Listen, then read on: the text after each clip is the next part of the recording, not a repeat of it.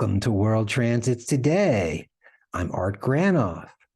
I'm an archetypal astrologer over a decade now, and you can find out more about me and my offerings at referenceastrology.com. Today, I'm going to go over the October 2023 World Transits.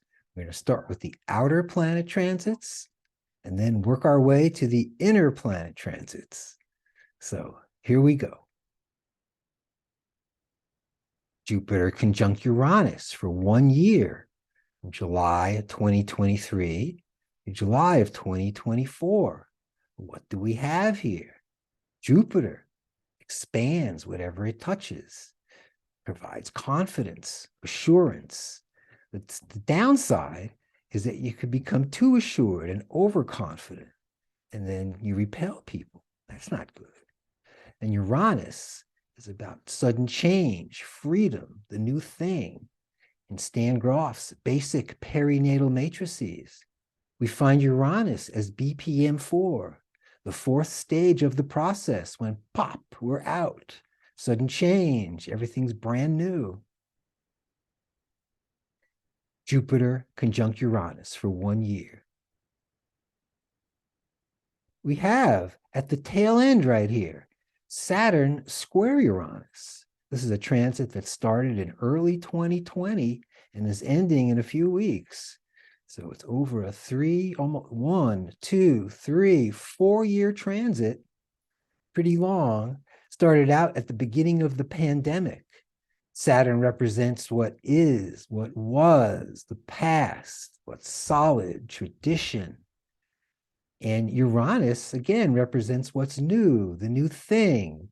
So Saturn-Uranus, if we look at it in Stan's map, would be right here. Saturn, the cosmic oppression, being stuck in the birth canal, can't move. Frustration, deep frustration. And then Uranus, being free from mama's body. No more frustration.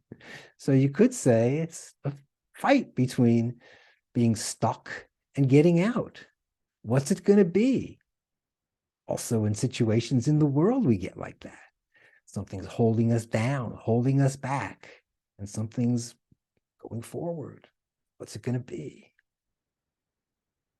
We have from 2022, just started, up until 2032, Uranus trined Pluto.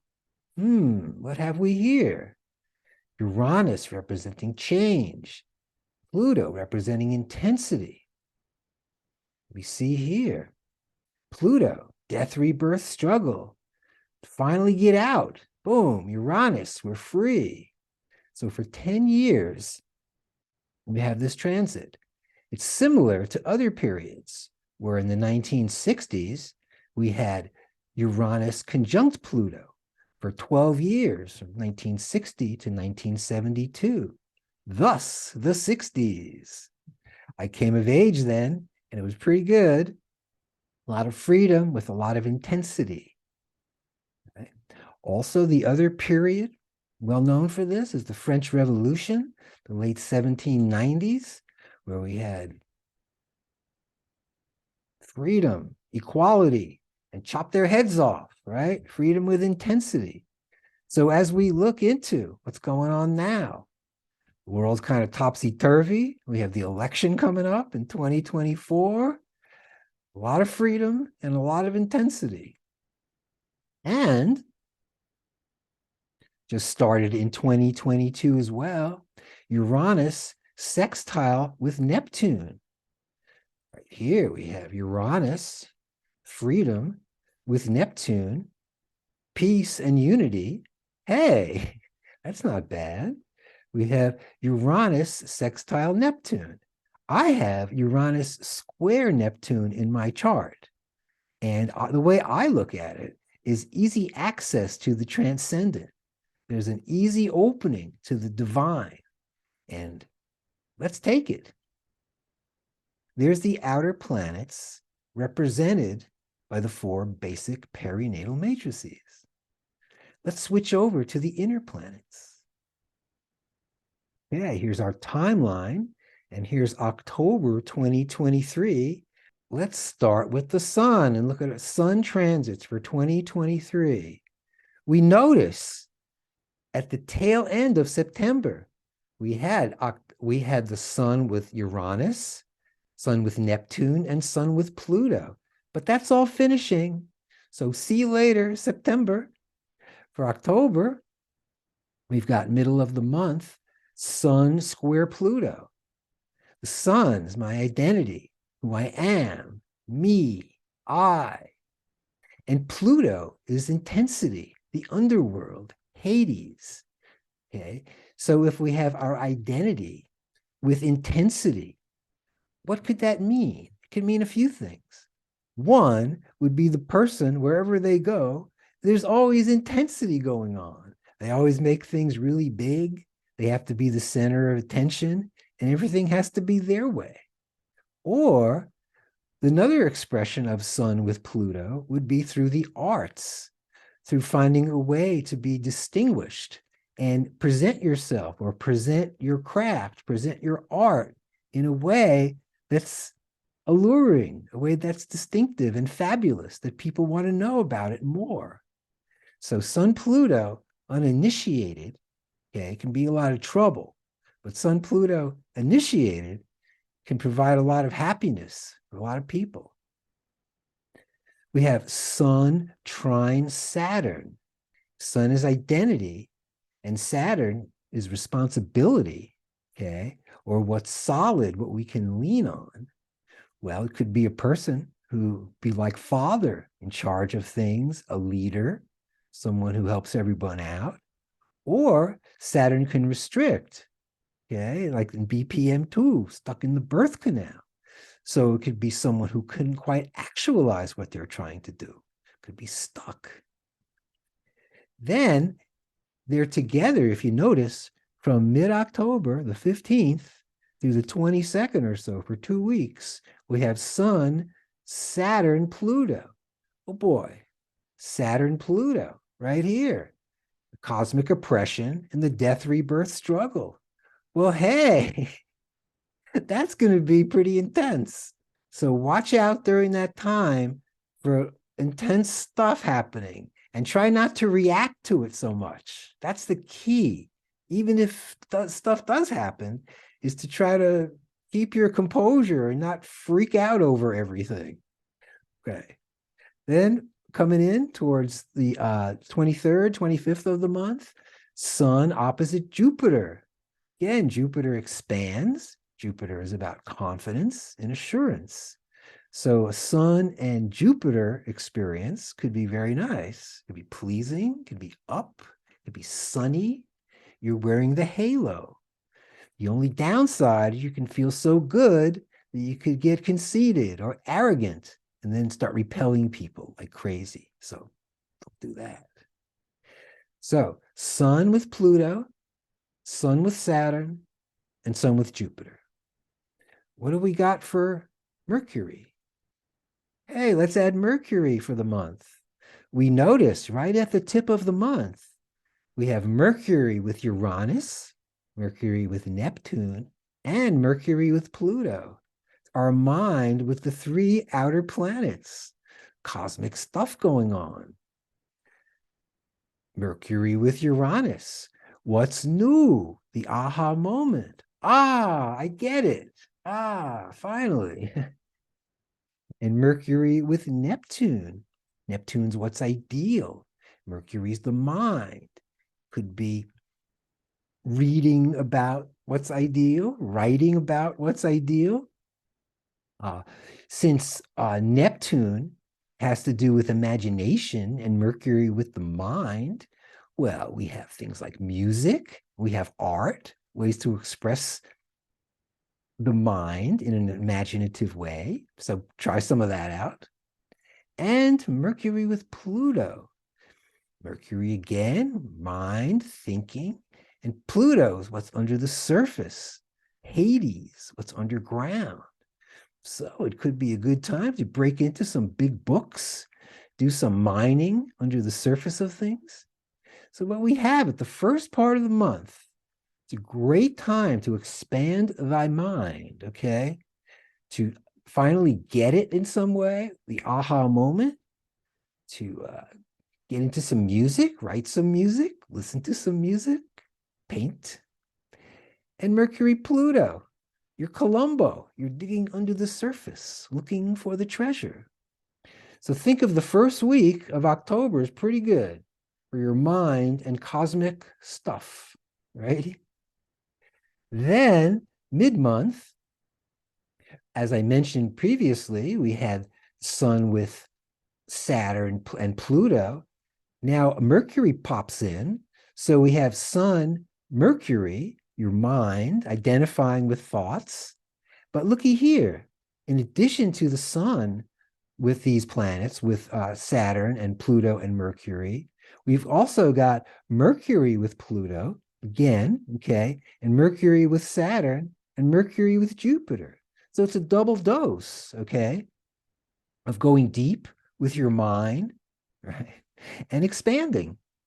And if we look further towards the end of the month, the Mercury transits repeat again. And we're back to Mercury with Uranus, the aha moment, what's new and exciting, and Mercury with Neptune, mind and imagination.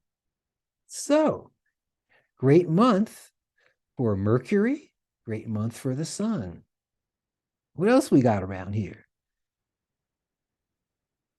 Let's look at Venus, shall we? Okay, from September, still cooking. We have Venus square Uranus, fresh love. Hey, fresh aesthetics, the new play, the fresh painting, love poem. We also have coming in just at the tip of October, still in September, Venus opposite Saturn.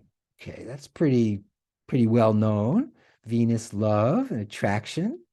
And Saturn can either restrict or can either enhance. You could say the Venus and Saturn couple could be, in one sense, restricted. Saturn can restrict that love, lots of problems. Or it could be Venus Saturn, that those problems are overcome, okay? And now we find the motif of the two nice old people standing around the stove, stirring the shiitake mushrooms together, eh? Okay, would be Venus with Saturn.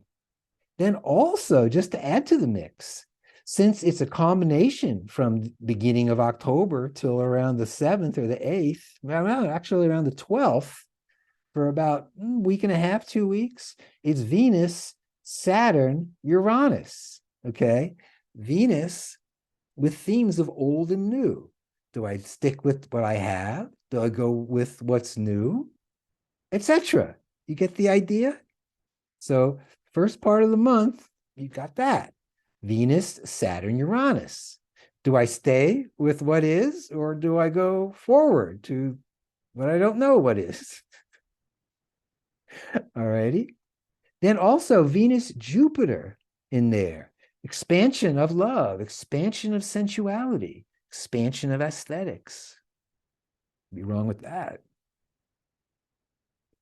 Only problem, perhaps, with Venus extending is Venus can be very personal, okay? And sometimes when Venus doesn't get what Venus wants, Venus can get too personal or sticky or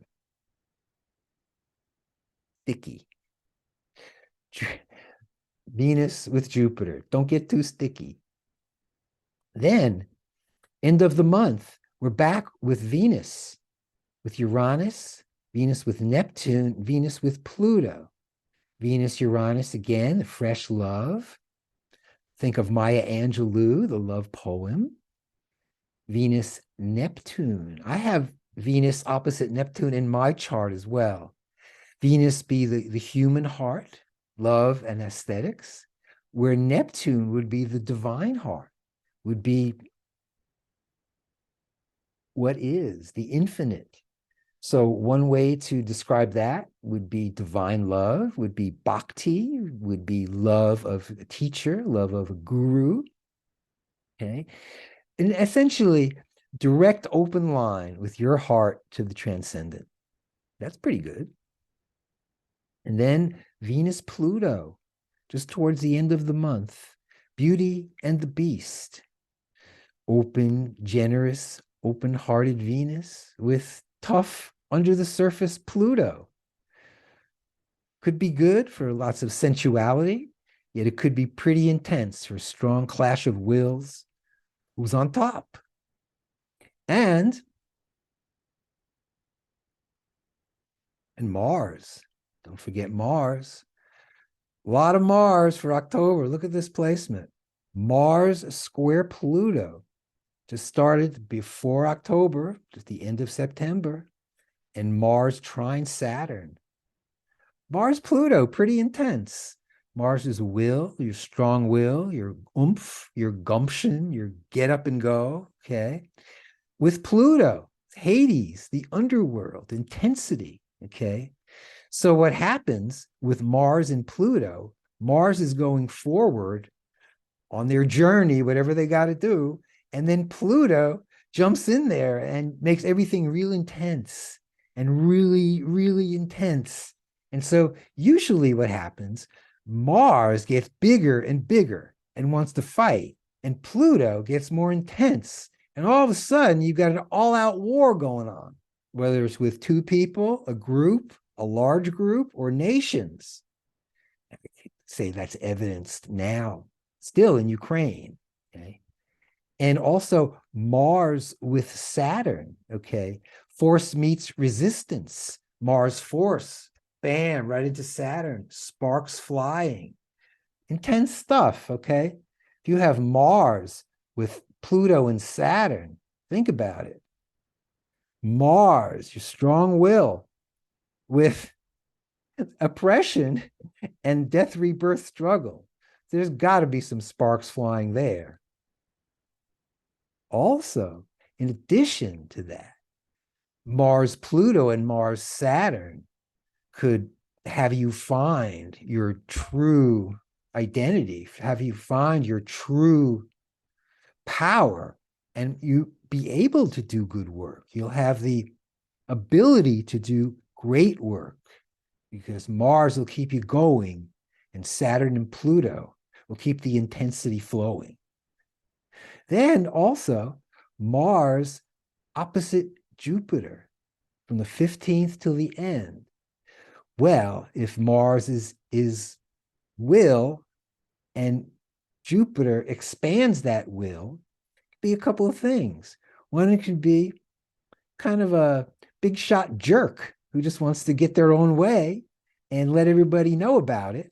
Okay. Or the initiated version of Mars and Jupiter would be doing generous work. Okay. Providing your will to expand in a generous way. So think of it like that. All righty.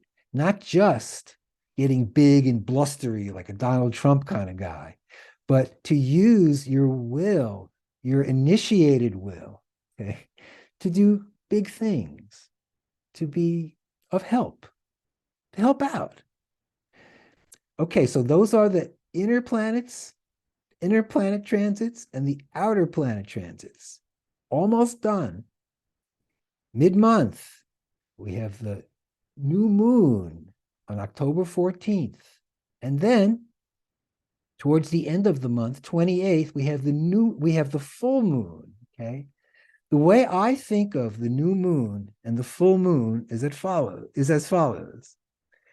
Since before time began, and since before we kept records of anything, when people lived outside a lot, twice a month, one night a month, the moon was completely gone. It was totally black. And that signified the new moon. Righty. And then 2 weeks later, when the moon was bright shining in the sky, like super, super shining, okay, then we had the full moon. So for a long time, those were the two big moon events that everybody knew about because we'd see them. So celebrate in the mid-month, the new moon, beginning of things, and the full moon. Thanks for joining me at World Transits today. See you for November transits in 1 month.